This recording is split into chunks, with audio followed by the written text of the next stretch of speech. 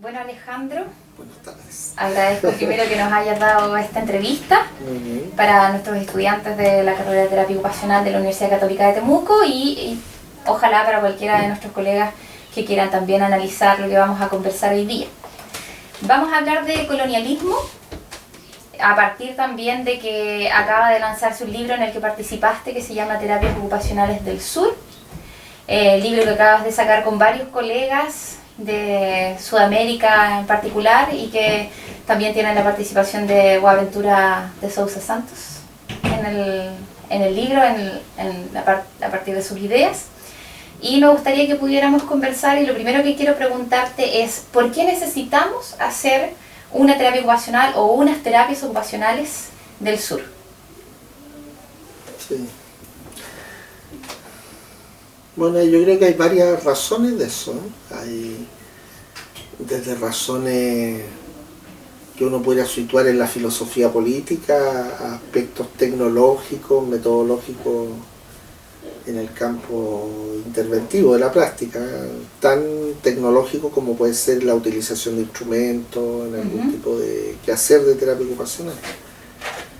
Entonces ahí hay diferentes argumentos.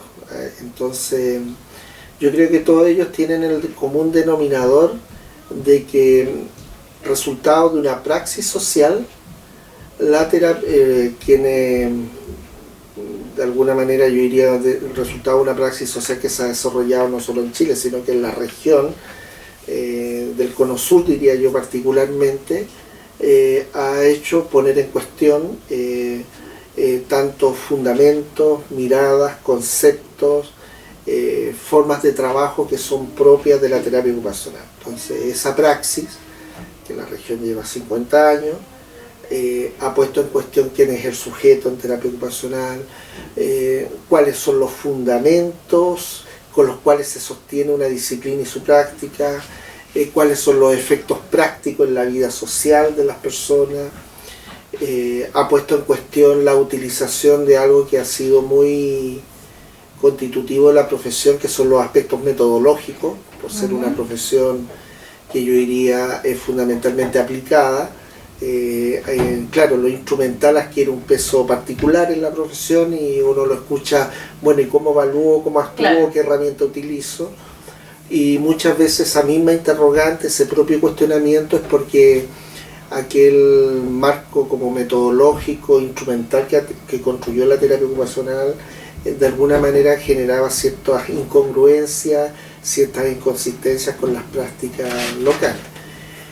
Y yo creo que además la terapia ocupacional emerge también en la región, en Chile también, muy en el marco de dictaduras militares. Entonces las dictaduras, pienso solo Brasil, ya en la década de los 60 había dictadura en Brasil, comienzo de los 70 en Argentina, en Chile a mediados de los 70, entonces yo creo que la práctica de la terapia ocupacional se ve también muy envuelta en un escenario social, político, en un momento un escenario muy aséptico, muy despolitizado, resultado de la misma dictadura, pero que después terminaban las dictaduras en un escenario de reconstrucción social, en un escenario de relegitimación de los derechos sociales, los derechos humanos.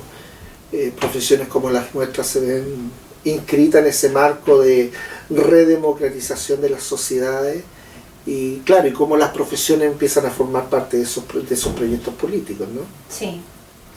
Y yo creo que también ahí hay una razón que tiene que ver cómo en esos procesos de construcción societal, de construcción de nuevas vidas, es colectiva, el papel que empieza a jugar la política pública en general en la región y en Chile en particular, y cómo a partir de la construcción de política pública se reformulan los oficios o se potencian los oficios. Yo creo que es la política pública en Chile ha marcado de modo decidido el crecimiento y desarrollo de la terapia ocupacional, no solo en términos de cargo, de trabajo o variabilidad de lo que uno podría llamar áreas de desempeño profesional, sino que ha producido las propias modificaciones de los conceptos operativos de la terapia, cuáles pueden ser sus objetivos, quién es el sujeto de la terapia, cómo comprender la ocupación. Entonces yo me atrevería a decir que la terapia ocupacional también ha sido un dispositivo de la política pública, ¿no? Yo me imagino así muy arbitrariamente un 80%, 90% de los terapeutas trabajando en espacios independientes, si el empleador es público o privado, pero derivado de política pública, y muchas de esas políticas públicas con financiamiento desde el Estado. Entonces yo creo que hay un conjunto de razones que ha hecho que la terapia ocupacional con estos 50 años esté pensando, yo diría, se ha constituido un sujeto.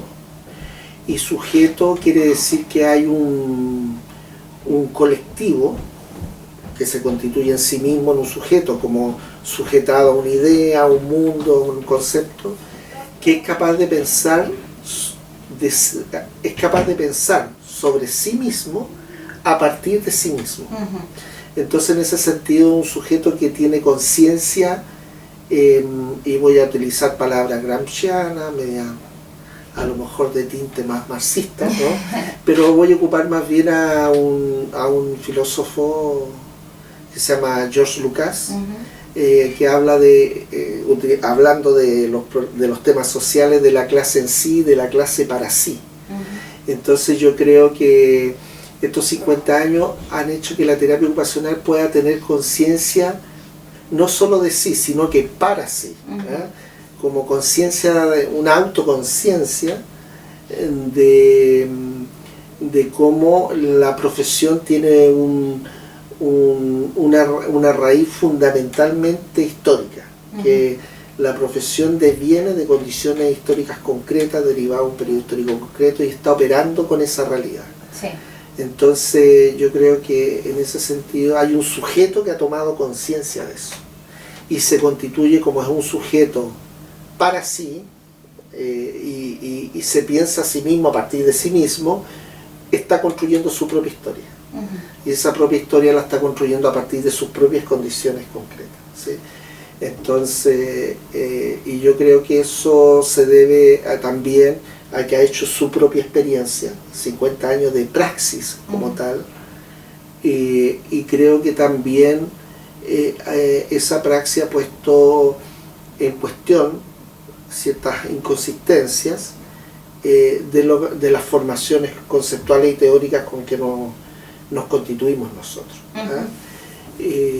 Y todo ese proceso, de alguna manera uno lo puede leer a partir de reflexiones que se dan también en el marco del conocimiento, ya sea el campo de la salud, las ciencias sociales, la teoría social, la filosofía latinoamericana, que ha construido un sinnúmero de lo que se llaman las perspectivas críticas latinoamericanas. Hay una tradición propia latinoamericana en eso, y por lo tanto yo puedo empezar a darme respuestas frente a todo este pensarse a sí mismo. Empiezo a repensar cómo puedo comprender la profesión, el oficio, la disciplina, desde un lugar distinto al cual yo me constituí, y ese lugar distinto puede ser un lugar latinoamericano, y puede ser un lugar crítico, puede ser un lugar donde la producción del conocimiento se entienda a partir de este propio sujeto y su propia realidad. Entonces yo creo que de alguna manera ahí se ha ido dando un escenario, por lo cual uno ya piensa la terapia ocupacional de una manera distinta, y piensa esa terapia ocupacional también reconociendo que hay otras terapias ocupacionales.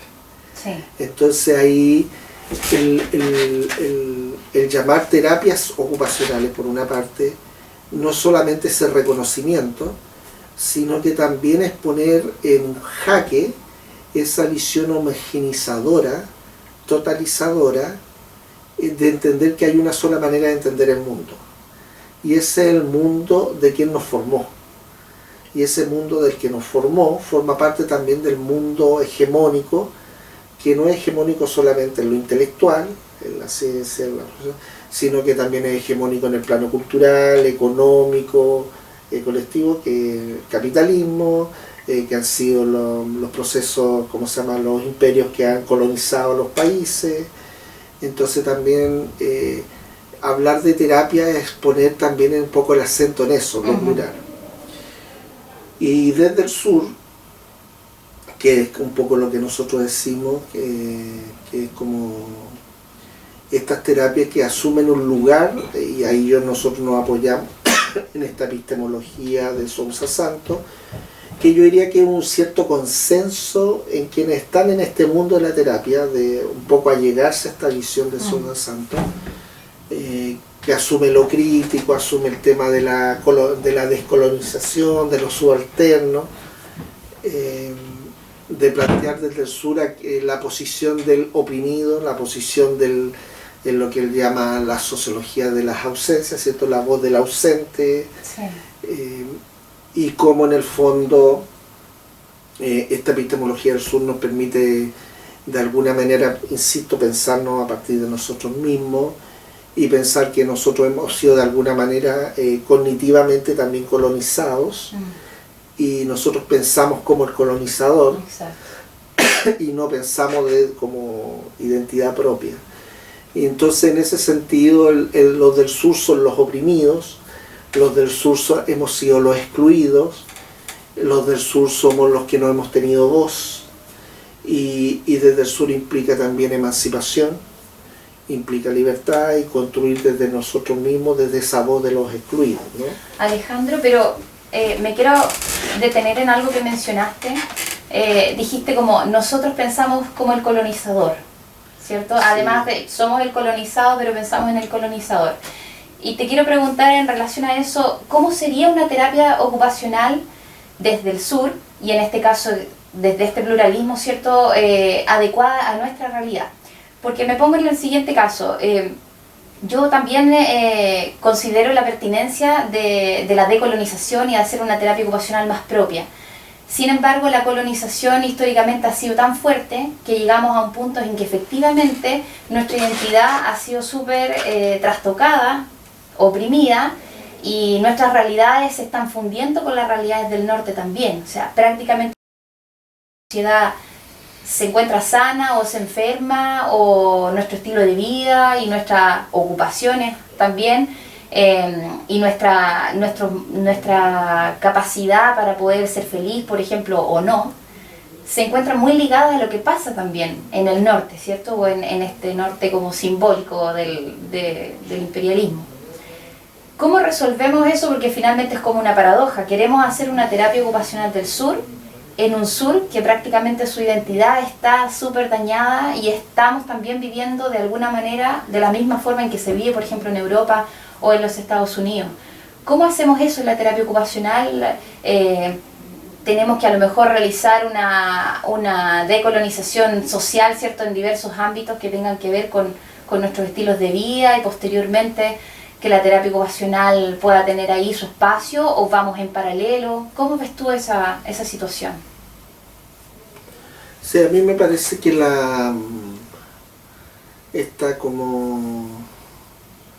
asumir ese proceso de descolonización y adquirir una identidad propia no es solamente un tema metodológico, no es, mira, yo necesito pensar de acuerdo a nuestra propia realidad para poder operar sobre nuestra propia realidad. No, hablo de un fundamento de la profesión, del oficio, que no sea el fundamento del colonizador. Y en ese sentido, yo creo que uno podría situar en tres grandes vertientes lo que yo creo que estamos exigidos a interpelar. Uno es el ahistoricismo de la profesión. Ahistoricismo, no estoy diciendo que la profesión no tenga una historia. Tiene una historia, una narrativa cronológica, ¿sí? Pero lo que estoy hablando de historizar, de ahistórico, es que la profesión no se explica a partir de condiciones objetivas de una sociedad determinada. A lo más la profesión se plantea a través de problemas sanitarios o la buena voluntad de sujetos que constituyen un oficio y arman una asociación en 1917 y esa se llama la Asociación de Promoción de la Terapia Ocupacional, y después de 5 años, 6 años más tarde la transforman en la Asociación Estadounidense de Terapia Ocupacional, que en realidad se llama Asociación Americana de Terapia Ocupacional. Yo no pertenezco a esa asociación, y ahí está el imperialismo, llamarse Asociación Americana cuando son la Asociación Estadounidense. Exacto. Claro, pues nosotros no existíamos, no somos el patio trasero de ellos, ¿no? Exacto. Entonces, pero no hay una concepción de procesos históricos que están dando cuenta bajo qué condiciones concretas, culturales, económicas, políticas, de relaciones de poder, de luchas de clase, de transformaciones tecnológicas, revolucionarias, un oficio aparece ahora y no aparece después. ¿Y por qué este oficio aparece de esta forma y no aparece de otra? ¿Cuáles son las razones estructurales, insisto, históricas, que dan cuenta de eso? Yo creo que la terapia ocupacional está lejos de eso en su tradición histórica, y por eso yo creo que la primera reflexión es poner en cuestión el ahistoricismo de la profesión, ¿ya? La segunda es su, lo que yo llamo extremo metodologismo individual.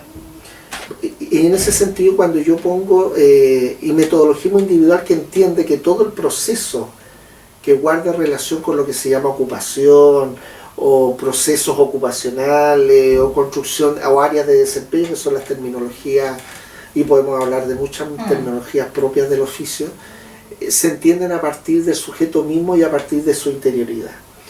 Entonces lo que está puesto ahí es, claro, una noción muy liberal, muy individual en extremo del concepto moderno de lo que es el sujeto, individuo equivalente a sujeto, y ese sujeto se explica solo a partir de sí mismo y no de otros. Sí.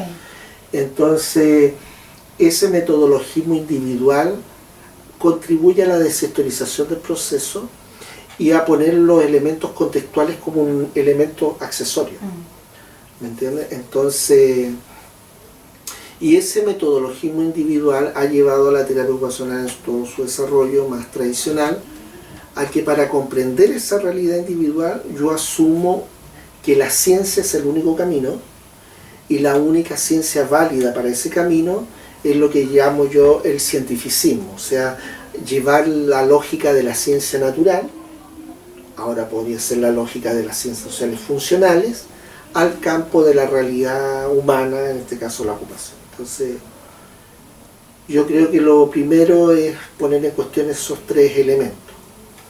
Y para poner en cuestión esos 3 elementos, yo creo que hay que pensarse de que uno se formó, me refiero a la formación que a uno le dan, no es un elemento cognitivo nomás. Mira, me están entregando información, anatomía, antropología, modelos de terapia ocupacional, no, sino que en ese proceso también hay un acto performativo. Performativo es que en ese discurso que a ti te hablan, en esos actos de habla, tú te constituyes en el mismo acto de habla. Entonces, en ese sentido, toda esta tradición abstracta, histórica, metodológicamente individual, muy instrumental, muy pragmática, que tú vas aprendiendo, hace que te constituyas en ese discurso. Y para evitar ese discurso, tú necesitas tener una permanente, yo diría, proceso de descentramiento, una permanente problematización de tu praxis. Pero no es una praxis, es el proceso de descentramiento, de interrogarse siempre, en el mismo momento en que yo hago la praxis, ¿a quién sirve esto? ¿Para qué lo hago? ¿De qué manera? ¿Quiénes son los beneficiados con esto? ¿Entiendes? En una conferencia hace un tiempo atrás, debatía quién era el sujeto de la terapia ocupacional. Entonces, yo utilicé un videoclip de un grupo musical que es Calle 13 y la canción Latinoamérica. Entonces, si a mí me preguntan cuál es el sujeto de la terapia ocupacional, el que está en esa canción, no es otro. Es el lugar del excluido, del oprimido, del indígena, del obrero, del campesino, de la mujer, ¿me entiendes? del niño de la calle. Ese es el sujeto de la terapia ocupacional. Pero para tener esa noción, yo creo que hay que tener una... y aquí a lo mejor tiene que ver con un poco esto que ustedes han estado desarrollando del enfoque político, social. Yo creo que necesariamente hay que politizar la práctica y la comprensión del oficio. Y politizarla implica cómo la profesión responde a determinadas realidades históricas y uno cumple funciones en esa realidad histórica. Y esas funciones que cumple como dispositivo pueden ser reproductoras del sistema o transformadoras del sistema. Entonces yo creo que uno tiene que tomar conciencia de eso, Sí. como un requisito fundamental, ¿no? Y ahí, yo creo que la profesión tiene que ver con el bien común, nosotros con la vida en comunidad, y por lo tanto si uno hace eso, tiene que repensar sus categorías. El otro día estábamos en una reunión, 3 profesores acá que estamos inicialmente construyendo esta escuela, y decíamos, bueno, que mira, la noción o la categoría motivación parece ser una categoría que ha revoloteado de modo central la terapia ocupacional. Entonces nosotros decíamos, bueno, a lo mejor no es que hay que negar la motivación, sino desde qué lugar tú constituyes o construyes esa noción. Entonces ahí hacíamos la diferencia entre noción y concepto. La noción como una definición muy general, pero esa definición muy general puede materializarse en un concepto operativo dependiendo de la perspectiva teórica, epistemológica que tú adoptes. Por ejemplo, redes, yo la puedo mirar sistémicamente desde el constructivismo o desde una perspectiva sociohistórica. Sí. Yo podría decir la noción de mujer, la noción de lo masculino puede ser entendida en diferentes lugares. Entonces, yo podría pensar la noción de motivación en terapia ocupacional desde un lugar distinto a la psicología experimental, al conductismo social, que está implícito fundamentalmente en las teorías estadounidenses y materializadas en el modelo de ocupación humana, que lo que uno ve ahí es conductismo social. Exacto. Y la pregunta es si es eso lo que nosotros necesitamos y queremos para nuestra realidad, ¿no? Sí. Y respecto a eso, por ejemplo, mencionaste a partir del video Calle 3, ¿cierto? Que ahí estaba el sujeto de la terapia ocupacional, en el excluido, en el ausente, ¿cierto? En el invisible. En este análisis y en esta transformación que estás exponiendo a partir de las terapias ocupacionales del sur, ¿cómo se integra en el análisis la voz de estos sujetos de la terapia ocupacional? Y lo pregunto porque, por ejemplo, estamos acostumbrados a hacer una generación de conocimiento desde lo académico principalmente, y la forma en que funcionan nuestras academias y nuestra generación del conocimiento es también la forma que hemos heredado o que se nos ha traspasado, ¿cierto?, a partir de la colonización. Es necesario, al hacer el análisis de estas terapias ocupacionales del sur, incorporar la voz de estas personas más oprimidas que generan conocimiento a veces de otras maneras, porque pienso, por ejemplo, en nuestros pueblos indígenas o en diversas culturas que pueden haber en distintos espacios de nuestro país, cuyas formas de generar saberes y transmitir el conocimiento pueden ser muy distintas a la forma en que se genera el saber y se transmite el conocimiento en la academia.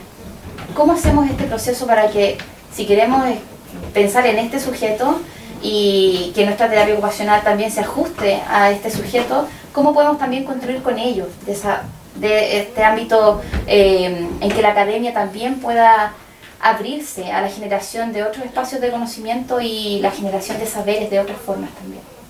Sí. Yo creo que una exigencia de terapias ocupacionales desde el sur implica que no es posible pensarse a sí mismo como terapia, como terapeuta ya individual, con sujeto concreto, desde un no lugar, de como si uno estuviera en una posición abstracta en la realidad social. Uno siempre está ubicado en un lugar social, y ese lugar social está representando relaciones de poder, relaciones culturales, reproducción de sistemas, transformación de sistemas. La terapia ocupacional es un oficio que se reconoce como un discurso científico. Hay carrera universitaria, posgrado, magíster, doctorado, hay libros. Entonces hay un discurso científico legitimado en la terapia ocupacional. Entonces, frente a eso, yo creo que es de exigencia como primer requisito saber desde un lugar particular, porque muchas veces el discurso científico interesa no por el saber en sí mismo, sino por los efectos de poder que genera ese discurso. Como el poder le interesa a la ciencia por los efectos del saber. Exacto. Porque ese saber genera efectos para el poder. Claro. Entonces, en ese sentido, yo creo que la terapia ocupacional, como todas las disciplinas científicas, cumplen una función de regulación, de mantención o de transformación del sistema social. Y eso hay que tenerlo presente. Y como nosotros estamos en el lugar del poder, estamos en el lugar del colonizador, somos los científicos, operamos desde el lugar de la transformación. Entonces, ahí, o sea, no en el lugar de la transformación, sino que en el lugar de reproducir el sistema, ¿no? Entonces, ahí yo creo que lo que importa es una primera acción de descentramiento. Y eso lo decía Martín Baró, el psicólogo social, sacerdote jesuita, decía, a partir de sus postulados se creó la psicología de la liberación.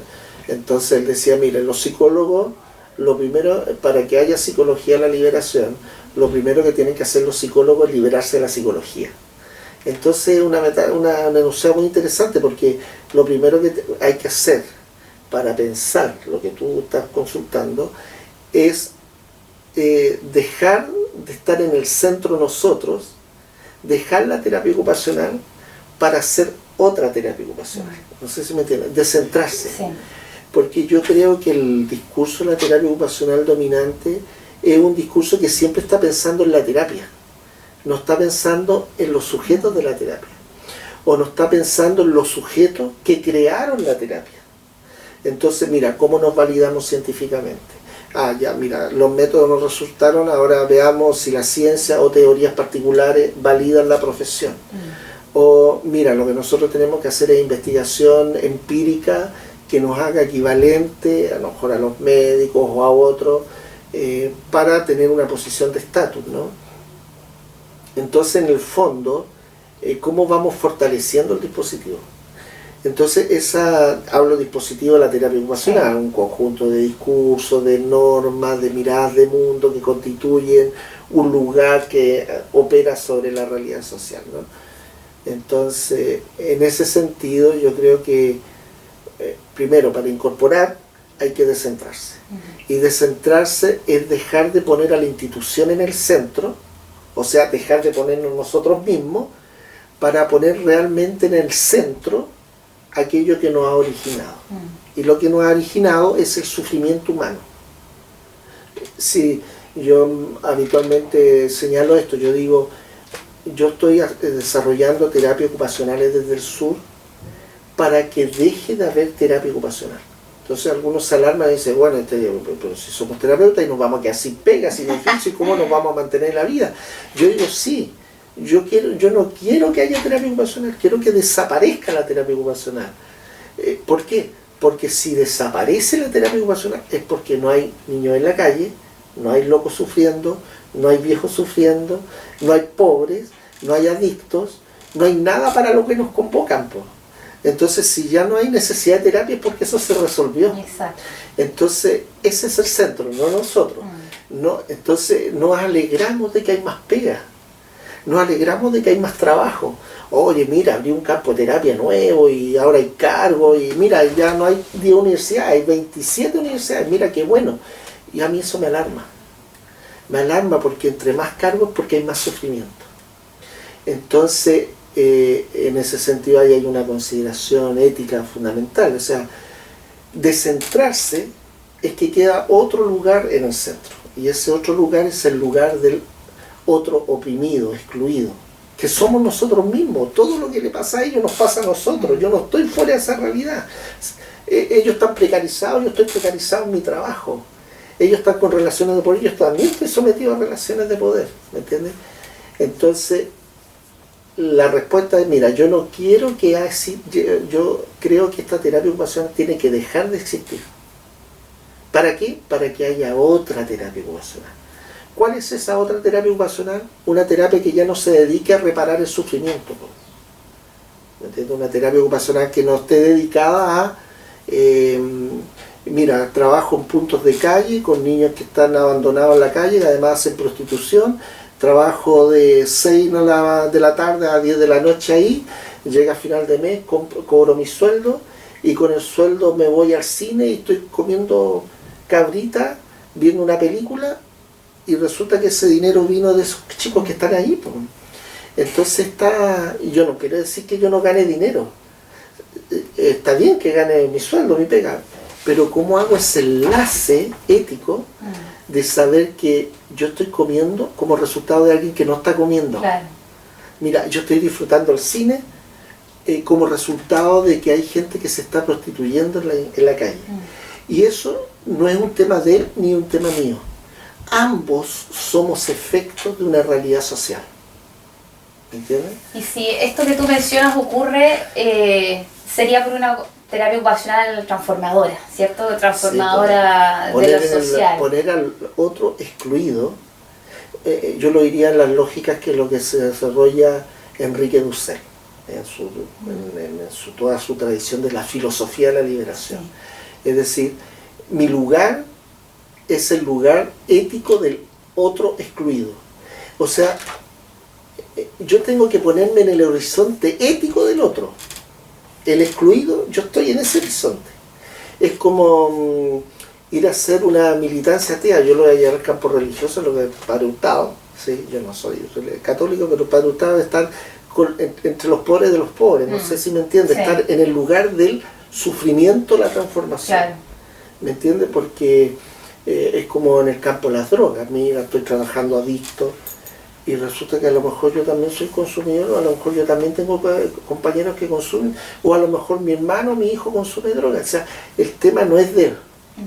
En él se está materializando un conflicto, un sufrimiento social en el cual estamos todos involucrados. Y su necesidad y su sufrimiento es mi sufrimiento. En ese sentido, somos común. Por eso una práctica de terapia ocupacional, al descentrarse y poner al otro excluido en el centro, tiene como propósito una acción que se orienta a formar una comunidad de actores donde somos lo mismo, somos equivalentes, donde voy a ocupar la lógica del colectivo libremente, una agrupación de usuarios y de personas con discapacidad psiquiátrica, que dicen, existen los expertos por experiencia y los expertos por formación. Entonces, a mí comparto esa lógica, pero no me gusta mucho la lógica de la experticia. Porque en ese ponerse en el centro, el saber del otro, la voz del otro, uno ser esa voz, porque uno es también él, yo soy él, no estoy fuera de él. En ese sentido, lo que importa ahí es el saber, el sentido, la voz de la vida cotidiana. Ahora se va a dar una paradoja. La paradoja que el sentido común, a mí me parece que el centro de la terapia ocupacional, y en ese sentido la vida cotidiana, el sentido común es un sentido común que no viene de adentro. El sentido común está constituido en las relaciones, y vivimos una sociedad neoliberal, no vivimos un modelo de mercado, no vivimos la sociedad de mercado, o sea, la relación está individualizada y mercantilizada, no existe un otro, existo yo, primariamente soy yo. Entonces ese es el sentido común. Entonces cuando yo me pongo en la otredad excluida, el otro que está sufriendo desde la posición liberal. Entonces, ¿cómo yo también hago ahí un ejercicio dialógico de acompañar procesos donde siempre estoy poniendo la problematización, porque en esa problematización se va transformando el otro y me voy transformando yo? Porque la lógica de la liberación está en darme cuenta del lugar que yo estoy en. La liberación es darme cuenta que estoy en el lugar del colonizado. Exacto. Del oprimido, ¿me entiendes? Sí. Para descolonizarme y hacer la transformación. Por eso estas perspectivas críticas se dice que son emancipadoras, ¿no? Son emancipadoras porque me libero de la opresión y me emancipo. Emancipado significa ser libre en el marco de una comunidad política, colectiva, donde habemos ciudadanos y nos reconocemos como tal. Entonces una teoría sur, yo creo que está exigida tener una práctica de ese tipo. Entonces rompemos con el metodologismo individual y todo lo que le pasa al sujeto, aunque tiene un sentido personal, ese siempre tiene un sentido colectivo, y ese sentido colectivo hay que recogerlo y operar con lógica de orientada más bien a lo que uno podría entender como ocupaciones colectivas. Debería operar siempre con una lógica del reconocimiento y ético, de reconocer al otro como mi equivalente. Yo soy el otro, yo soy él soy yo. En ese sentido, formar parte de una comunidad política. Resultado de la comunidad política, nos reconocemos como ciudadanos. Al ser reconocidos como ciudadanos, accedemos a derechos. ¿Me entiendes? Entonces, lo primero es reconocernos como parte de lo junto, de comunidad. Y si nos reconocemos primariamente como comunidad, la experticia siempre está en un segundo lugar. El saber técnico siempre está en un segundo lugar. Porque el saber técnico lo que hace es quitar ciudadanía. Y al quitar ciudadanía, tú quitas libertad humana. Al quitar libertad humana, tú enajenas, lo vuelves a colonizar. Y a lo mejor no lo estoy colonizando en otro lugar, lo estoy colonizando en el lugar del experto. ¿Me entiendes? Entonces, que es muy propio de Chile. Pues en Chile, para cualquier problema social que comprometa a la ciudadanía en su conjunto, se arman mesas de expertos. Claro. Y las mesas de expertos es el saber técnico. Entonces el saber técnico opera por sobre el saber ciudadano. No, el saber técnico nunca puede estar sobre el derecho ciudadano. Exacto. Que es la posibilidad de que los colectivos, bajo ciertos marcos comunes, cada sujeto pueda tomar su propia decisión con respecto a sus planes y proyectos de vida, y es lo que en el campo de los derechos humanos se llama la autonomía moral. Entonces, como la terapia ocupacional, yo cuando hago los diseños de intervención, trabajo con los colegas en formación, digo, ¿cuál es tu objetivo? Mejorar la función del rol y adaptación a las tareas de la casa. No, esa lógica no. La lógica es cómo contribuir, el propósito es cómo contribuir a la autonomía moral para que los sujetos puedan desarrollar un plan de vida y ese plan de vida llevarlo adelante. Y eso pasa por acceso a derechos, pasa por promover autonomía y participación. Y no quiere decir que no haya funciones y habilidades que resolver, pero eso se inscribe en el marco de la autonomía funcional. La autonomía funcional nunca va a estar en la autonomía moral. Entonces todo lo que yo trabaje, llamémoslo entre habilidad y destreza, que son propias de la terapia ocupacional, en los desempeños de terapia ocupacional, sencillamente son acciones funcionales que podrían estar como no podrían estar para cumplir el plan de vida. Sí. O sea, yo no necesito tener una prótesis para hacer mi plan de vida. Yo no necesito dejar de escuchar voces para hacer un plan de vida. Entonces esta cosa de mejorar las voces y hacer actividades cognitivas porque hay un déficit cognitivo y ese déficit cognitivo no permite trabajar y por lo tanto yo lo voy a llevar a rehabilitación, a un taller para que voy a llevarlo al taller de neurocognición y cuando me apruebe los test va a entrar a estudiar. Eso es una pérdida de ciudadanía, es un transformar al sujeto en cosa, en objeto, es alienarlo, hacerlo perder emancipación, cuando lo que corresponde es que estudie. Y en el acto de estudiar, el sujeto va a darse cuenta de que tiene ciertas necesidades. Y en esas necesidades está el terapeuta para acompañar el proceso, para facilitarlo. Alejandro, y en relación a eso, pareciera ser entonces que la terapia ocupacional ha sido históricamente reproductora de muchas inequidades, de muchas estigmatizaciones, probablemente sin pretenderlo, pero estos ejemplos que pones tú, no necesito la prótesis para hacer mi plan de vida, ni dejar de escuchar voces para hacer el plan de vida. Bueno, justamente de forma histórica nuestros objetivos se han centrado en eso y probablemente han contribuido de alguna buena forma a segregar y a seguir reproduciendo. ¿Cómo salimos de de ese círculo también y llegar a esta terapia ocupacional transformadora social que tiene un enfoque más bien preventivo, ¿cierto? Esto que tú mencionas, que deje de existir el sufrimiento para que nosotros desaparezcamos también. ¿Cómo llegamos a eso y qué barreras nos enfrentamos? Como para ir cerrando ya la entrevista, ¿a qué barreras nos enfrentamos también desde la política pública, por ejemplo, o desde las construcciones de nuestras sociedades para poder llegar efectivamente a eso y no ser una disciplina reproductora también de esta misma segregación? Yo digo que las terapias del sur son terapias del margen. Y yo creo que hay que asumirse en el margen. El margen significa estar descentrado, ¿no? Sí. Yo creo que para hacer esto,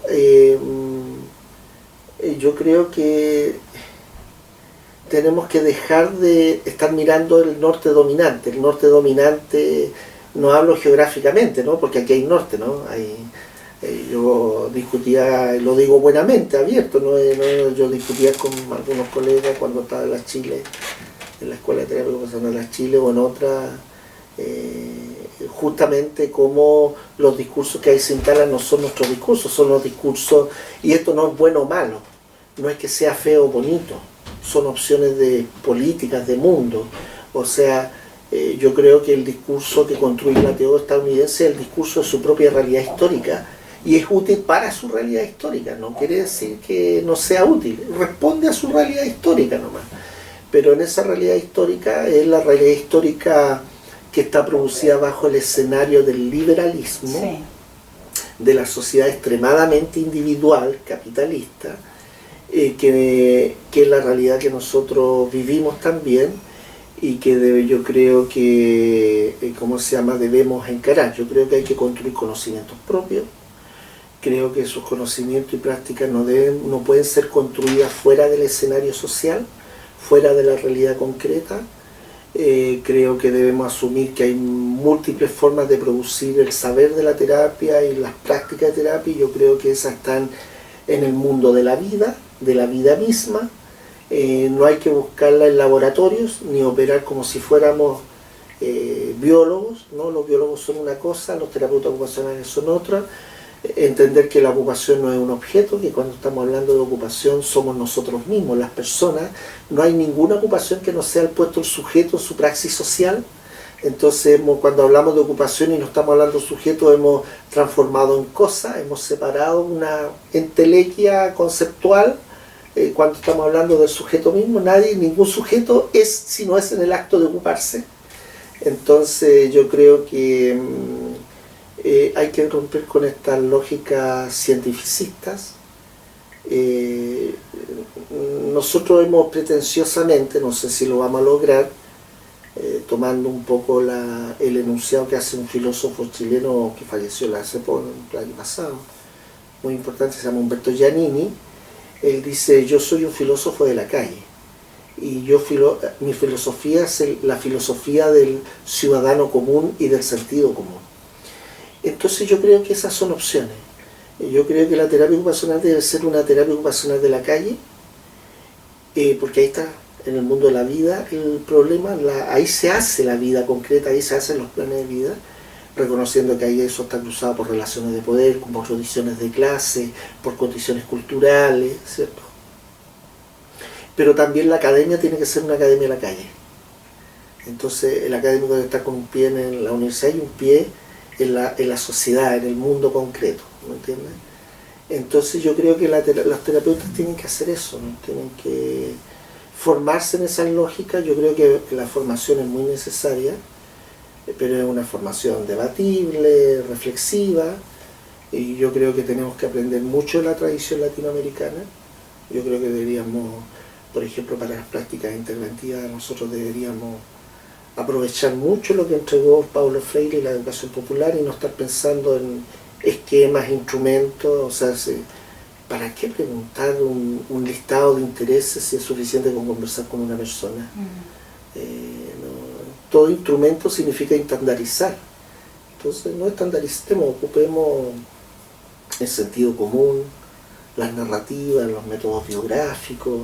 Además que con ese exceso tecnificación nos alejamos cada vez más de, Además, esa calle que tú tiene un mencionas. sentido histórico. Por ejemplo, voy a ponerlo como en el Gary Kirchhoffner. Cuando él hace el modelo de ocupación humana y lo estructura de esa manera y crea un sinnúmero de baterías de instrumentos, no es casual. En Estados Unidos se opera con la lógica de un sistema privado, el más privado junto a Chile en el mundo. Entonces todo se paga en base a sistemas de seguro. Exacto. Entonces tú tienes que hacer un diagnóstico y tienes que medir, ¿sí? Entonces para cada cosa tienes que tener un instrumento estandarizado y validado. Entonces la lógica que hay ahí es una lógica que permite operar a los terapeutas en el campo profesional y tener trabajo y pega. Si no lo hacen así, no lo podrían haber hecho, no lo pueden hacer como nosotros. Bueno, ahora con los sistemas de seguro en Chile y la privatización está pasando algo así. Pero también son formas de negocio. Entonces cada instrumento tiene una patente. Y Gary Kirchhoffner ganó mucha plata. Fue yo diría que uno de los grandes teóricos de la terapia ocupacional. Nadie puede discutir eso, pero el que sea un gran teórico no significa que yo milite con él, ¿no? Claro. Pero lo que él desarrolla se da en el marco del escenario histórico de la sociedad estadounidense, de una universidad estadounidense, universidades donde se funda el funcionalismo en la teoría social, donde de alguna manera crecen las teorías generales del sistema, donde se hace el interaccionismo simbólico. Entonces sencillamente hace una teoría del lugar donde él se formó nomás, ¿me entiendes? Pero ese mundo, uno no vive de acuerdo a cómo piensa. Uno piensa de acuerdo a cómo vive. Entonces, ¿qué quiere decir? La tradición estándar, la tradición fundamentalmente anglosajona, que yo la radico fundamentalmente en Estados Unidos y podrían haber países asociados, por ejemplo, la tradición sueca, por ejemplo, a través de Karolinska u otras, ellos no van a poder tener nunca una perspectiva crítica de la terapia ocupacional. Su realidad es otra. Porque ellos piensan de acuerdo a cómo viven. Claro. Y de acuerdo a cómo viven, la terapia ocupacional no puede ser de otra forma más que esa. ¿Se entiende? Nosotros tenemos que tomar en cuenta eso. Por eso, yo hablo ahora, yo a esa tradición la llamo la tradición liberal. ¿Ya? Pero yo encuentro que hay hay un sentido también intencional de politizar la terapia, ¿no? Pero yo creo que hay una segunda tradición de terapia ocupacional, que es la tradición neo-anglosajona, un nuevo mundo anglosajón. Y ese nuevo mundo anglosajón es una terapia ocupacional que yo denomino socialdemócrata, o sea, una terapia ocupacional liberal pero socializada. Claro.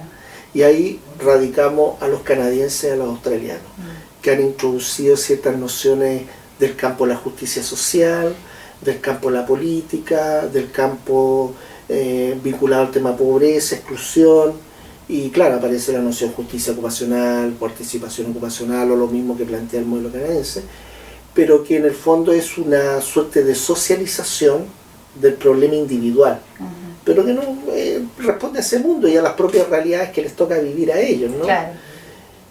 Y yo creo que se ha estructurado definitivamente una nueva tradición, y esa tradición yo prefiero llamar las terapias ocupacionales del sur, porque ahí hay un mundo de terapias donde yo podría situar ahí a la terapia ocupacional social, a la terapia ocupacional política, podría ubicar ahí a la terapia ocupacional crítica, a la terapia ocupacional andina o la terapia ocupacional subalterna, que la ha desarrollado un interesante colega de Colombia, Lida Pérez, pero que no son terapias distintas, sino que haciendo la metáfora de una cebolla, la cebolla siempre es una totalidad, pero tiene dimensiones, no niveles, no partes, dimensiones. Entonces, pero la capa de afuera de la cebolla es cebolla y la capa de adentro es cebolla, pero tienen sabores distintos y texturas distintas. Entonces son lugares del mismo escenario donde por una decisión política, conceptual, yo prefiero operar. Entonces la terapia ocupacional social se pone en el énfasis del campo del acceso a derechos. La terapia ocupacional política pone el énfasis en los mecanismos de reproducción de la sociedad, en los mecanismos de biopoder, gobernabilidad de la terapia. La terapia ocupacional crítica pone el acento en el campo del saber y cómo la descolonización del saber. No es que no sea política, es política. Todo es política, todo es política. social, pero estoy en un lugar particular, Sí. ¿sí? Haciendo la pelea. La teoandina es una terapia ocupacional del mundo subalterno, el que se quiere descolonizar, del indigenismo, por así decirlo, ¿no? La terapia ocupacional andina. Pero a su vez es crítica, es política. Exacto. Y podemos ubicar también la terapia ocupacional de los derechos humanos, basada en los derechos humanos, que pone el acento en lo ético, pone el acento en la otredad y en la racionalidad de la práctica de la terapia, pone el acento en la vida de comunidad y ciudadanía, pero para hacer eso es política, es social, es crítica, es Exacto. subalterna, es antigua. Entonces, en ese sentido yo llamo a esa constelación las terapias ocupacionales desde el sur y el activismo traducido ya en los terapeutas, que se organizan, intercambian, se comunican, hacen seminarios, se mueven, editan libros, conversamos. Sí. Yo lo llamo a eso como el movimiento de terapias ocupacionales sin fronteras. Exacto. Entonces yo podría decir, mira, tú estás en la Católica de Temuco, yo estoy aquí en la USACH, tenemos punto de convergencia, tenemos punto de diferencia, pero yo podría inscribirme, a ambos podríamos inscribirnos en el mundo de las terapias ocupacionales sin fronteras. En la cebolla. En la cebolla, en la totalidad, porque la terapia ocupacional, y eso no es casual, la terapia ocupacional anglosajona tradicional o la no tradicional, la nueva terapia dominante, opera con las lógicas cartesianas de las partes y los sistemas. Entonces, ahí hay una diferencia, porque en la totalidad, aunque históricamente, como desarrollo histórico de sus individuos, históricamente uno primero es individuo, en términos de sujeto, primero uno es comunidad. ¿Me entiendes? Entonces, y de la comunidad vienen los sujetos. En cambio, ahí la comunidad es lo primario, es lo constituyente. Pero en las perspectivas anglosajonas, las terapias ocupacionales más hegemónicas, más dominantes, la comunidad siempre es una consecuencia, un accesorio. Sí. Porque para que haya comunidad primero tiene que haber individuos. Y el individuo se explica a partir de sí mismo, a través de su interés. Entonces siempre caemos, esto denomina, yo hice mucho tiempo terapias de familia y en tema droga, eso yo. Oye, la familia compleja, no me resulta. Entonces mira, citemos a los papás y citemos a los hijos aparte. Entonces después estoy trabajando con los papás, oye, qué complejo, mira, citemos a la mamá y citemos al papá aparte. Entonces la lógica cartesiana de la degradación, separar en parte. Y eso está, pero en la, voy a ocupar una metáfora biológica, en la genética de la terapia ocupacional. Uno lo ve en la terminología de la Asociación Estadounidense de Terapia Ocupacional, ¿no? Pero el método cartesiano en extremo, y uno lo observa en los modelos propios de terapia ocupacional también. A lo mejor con Iwama uno puede decir, bueno, él introduce la vertiente culturalista, el relativismo cultural, y uno lo escucha en su discurso y es muy político, pero el modelo como tal no está politizado, integra lo cultural, que es un elemento importante. Pero también opera con tronco, roca, también opera con la lógica de las partes. Y ese es el pensamiento que hay que superar en terapia ocupacional. Sí. Hay que superar el pensamiento de las partes, si no siempre caemos en el individuo. Y además que, digamos que mejora la tecnificación, pero disminuye el análisis. Claro. Y en esa perspectiva, obviamente, nuestro enfoque va cada vez más retrocediendo como a la génesis de la terapia ocupacional. Sí. Bueno, Alejandro, quiero agradecerte muchísimo que nos hayas hecho esta entrevista. Te doy espacio si quieres dar algunas palabras finales o algún mensaje, una recomendación, lo que necesites. Muy agradecido por